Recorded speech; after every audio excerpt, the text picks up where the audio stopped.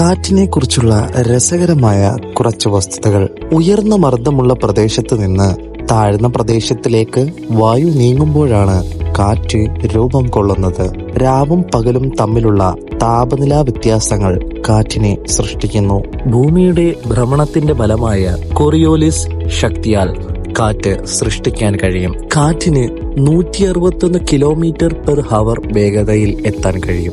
കാറ്റ് മണ്ണൊലിപ്പിനും മണ്ണും മലകളും നീക്കം ചെയ്യുന്നതിനും കാരണമാകും.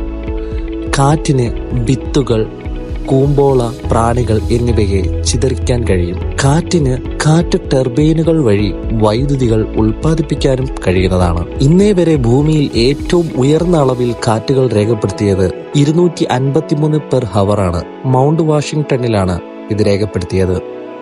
രേഖപ്പെടുത്തിയ ഏറ്റവും ദൈർഘ്യമേറിയ കാറ്റ് 45 സെക്കൻഡുകൾ നീണ്ടു നിൽക്കുന്നു. ഭൂമിയിലെ ഏറ്റവും കാറ്റുള്ള സ്ഥലം ന്യൂഹാംഷെയറിലെ മൗണ്ട് വാഷിംഗ്ടണിലാണ്. ഗ്രീക്ക് ദേവതയായ സെഫർ പോലുള്ള വിവിധ സംസ്കാരങ്ങളിൽ കാറ്റിനെ ഒരു ദൈവമായി ആരാധിച്ചിട്ടുണ്ട്.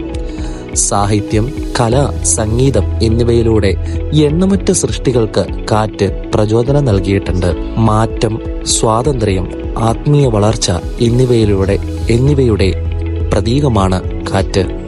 കാറ്റ് ടർബൈനുകളിലെ ഊർജത്തെ വൈദ്യുതിയാക്കി മാറ്റുന്നു.